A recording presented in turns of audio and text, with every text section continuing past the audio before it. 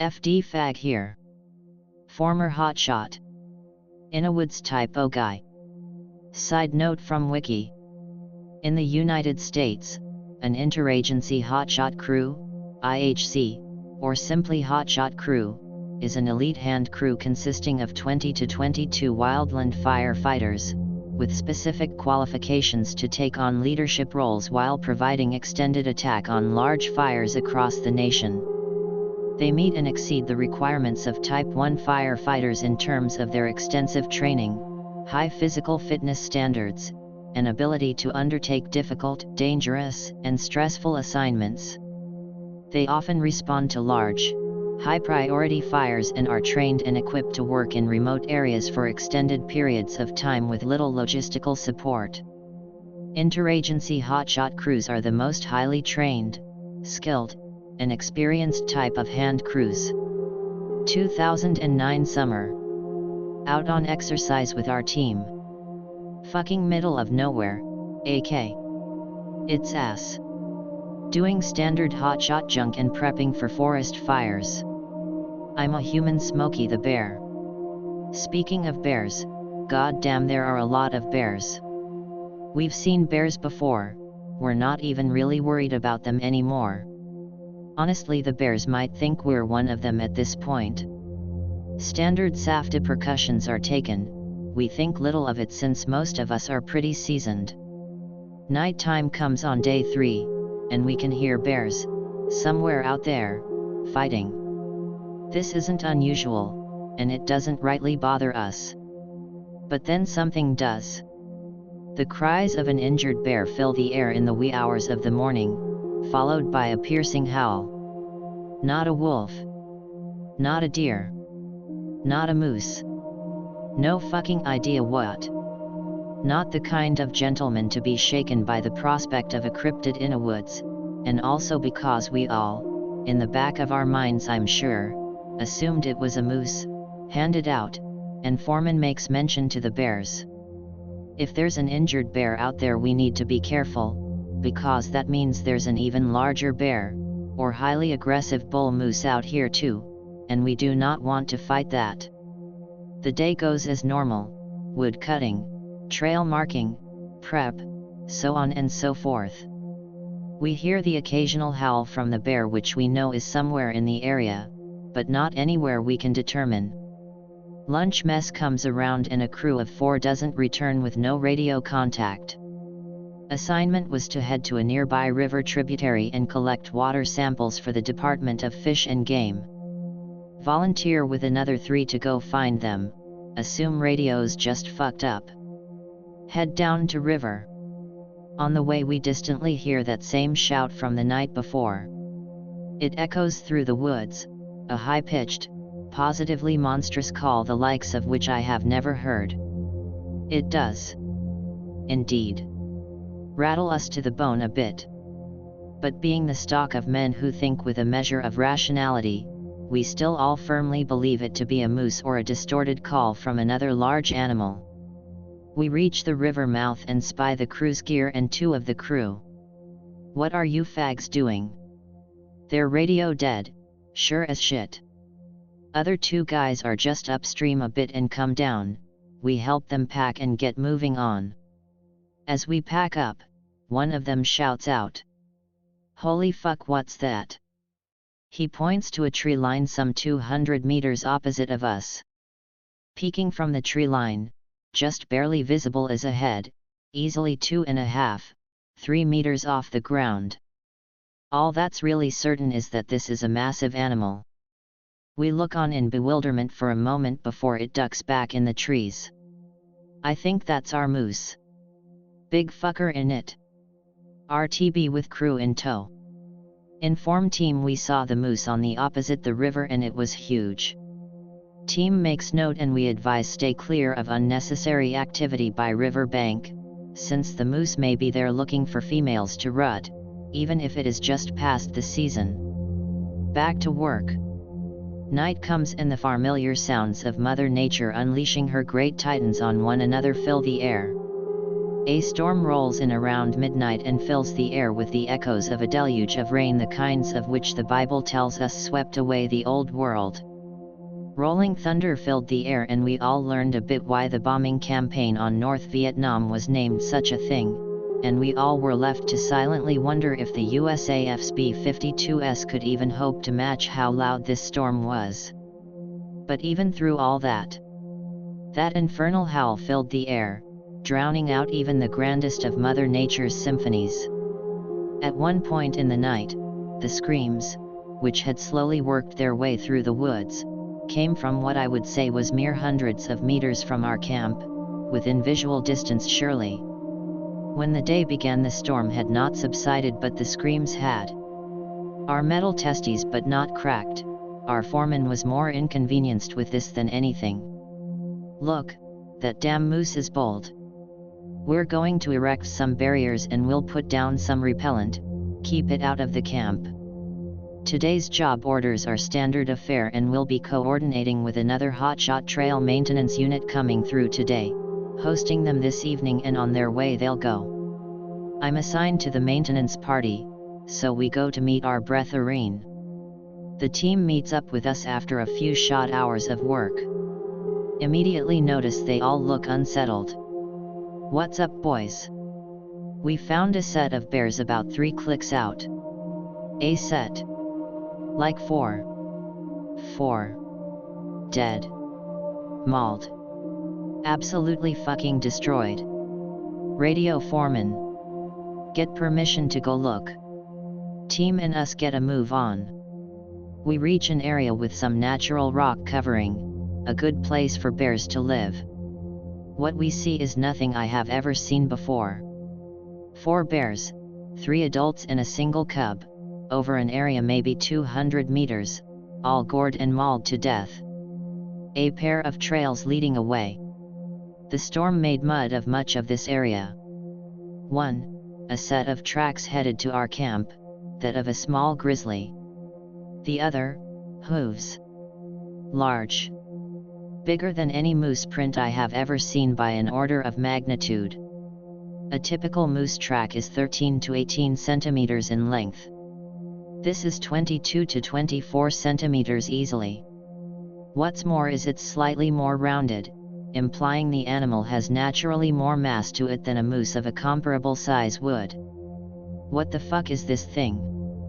The bears are gored to death. Heads split, intestines strewn about, chests collapsed. The cub looks like it was simply trampled to death, maybe by the assaulter, maybe by its own in an effort to escape. Whatever this thing is, it's fucking huge. The rest of the day goes as scheduled. Returning to camp, we see a set of barriers have been erected about 4 feet high, and a line of powder has been laid down. Repelling powder is a common part of Hotshot crew kit for driving away large predators and other wildlife. Its strong odor is offensive even to humans, but even more so to the olfactory gifted.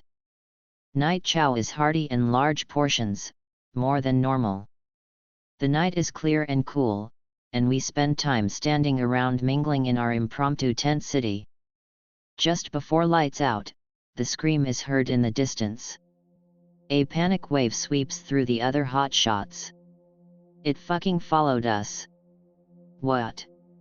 We've been stalked by that same howl since last week. We thought it ditched us 2 days ago, but it's fucking back. What is it? We don't know. We've never seen it. It's been here for about 3 days. A second scream billows out from somewhere else in the wood. An immediate call is heard after. There's 2 of them. The new foreman is visually shaken. Our foreman, a massive rock on which the waves many immense troubles have broken, and whose fists have likely broken many more jaws, even seems a bit unnerved by this. We are 40 well-trained, experienced, fit woodsmen. And at the moment I remember hearing that these calls were clearly from 2 different members of the same species, clearly complementary in nature. I felt my head drop to my feet. An icy shiver ran up my spine. and I reached for my gun. The night was marked with the encroaching calls of these unseen tormentors. Sleep was impossible. Just before sunup, a call came that sent a collective fear through the camp, the likes of which we never felt again. A call from inside the camp. Maybe it was fear. Maybe it was bravery. But I looked. And there, in the middle of the camp, silhouetted by meager light, I saw what I can only describe as a horror. At its shoulder it was easily 2 meters. Its head was easily 40 centimeters more than that. Atop its twisted head sat a bed of thorn-like outgrowths that I hesitantly call antlers, spanning outwards in a sprawling nightmare.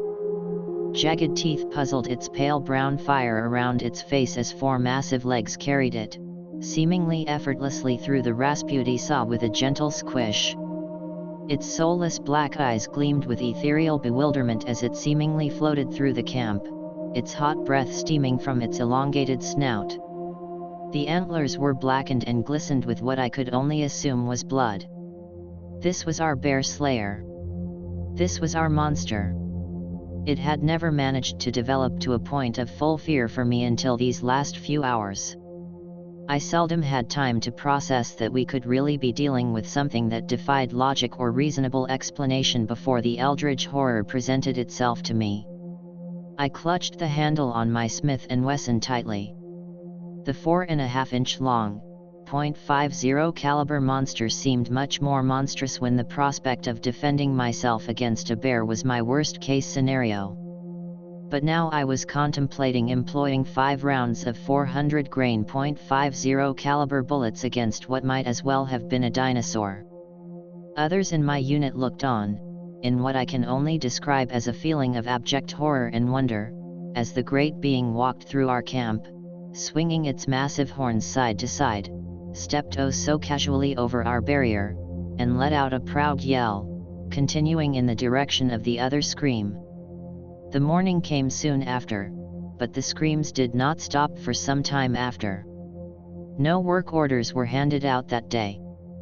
There was no mess. There was no movement. We waited to be attacked by 2 great beasts from a land that time forgot. The attack never came. My foreman called in project delay due to wildlife activity, citing wolf packs as being the issue. Who would blame him? No one would never believed that we just saw a living, breathing god of the forest. The night game and the screams came closer. Those of us with guns clutched them strongly to our chest. Between us we threw more mass in a single 1-second burst than a single 76mm shell did, but we wondered if that could even be enough to stop these things if we had to. Sometime just before midnight they came to our camp. I looked again. For some reason I was less scared this time. It wasn't as horrifying a concept to see our monsters. These 2, a male and a female, wandered through our camp casually. Their hot breath issued from their long, jagged mouths, sniffing the air occasionally. The male was the same of the night before, but the female was just slightly less than his in size, without horns. I had neglected to notice it, but the male had tusks, jutting from his lower jaw, at least 1.5 meters long. They strode through the area, mostly silently, for about 20 minutes. As they left, in what was a horrifying display of power, the male's leg struck a medium-weight ATV we use, tipping it over, and pushing it a good 2 meters. Their calls were heard through the night as they wandered away into the wood. Morning came with an unsettling silence. Work orders came. Armed and ready we went about our business. For 2 days after there was no sound, no wildlife but birds and insects singing and buzzing.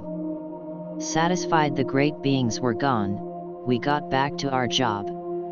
We all agreed, just before we left, this would never go public. Who would believe us, after all? I am convinced what I saw has a logical explanation. They were not horrible, disfigured-looking animals, but their size was absolutely beyond that which I thought possible for any terrestrial animal. They were most certainly a member or relative of the same family as moose or elk, but their size, their tusks, I just don't know. But this is not the end, my friends. 2012. I find myself and two former members of the 2009 crew back in the last frontier again. We sit in a restaurant, drinking beer, and eating.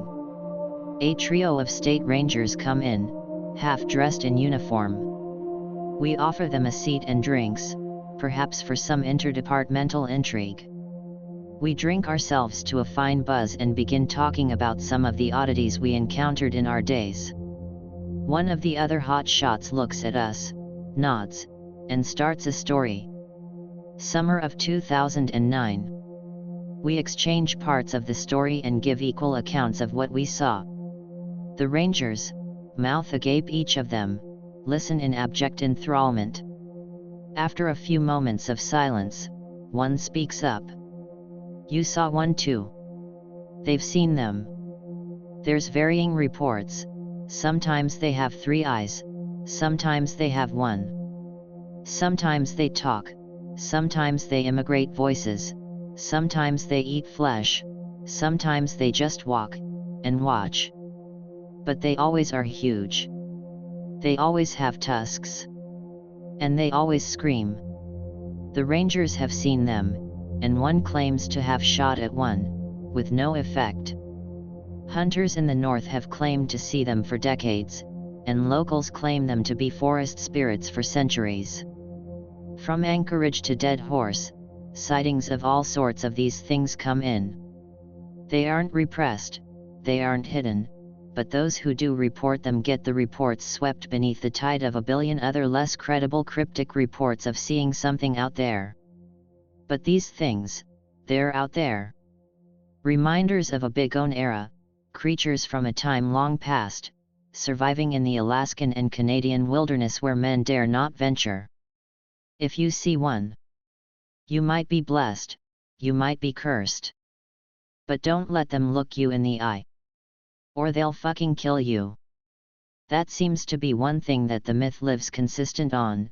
Looking at them in the eye is an act of aggression. They don't seem scared of people, just disinterested. The rangers tell us hunters have seen them, and the natives say looking at them makes a man go mad. But they never go near cities. The forest is their home. And they can have it.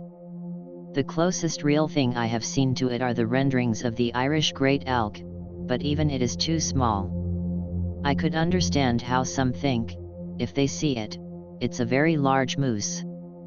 But the tusks, the antlers, and the call is anything but.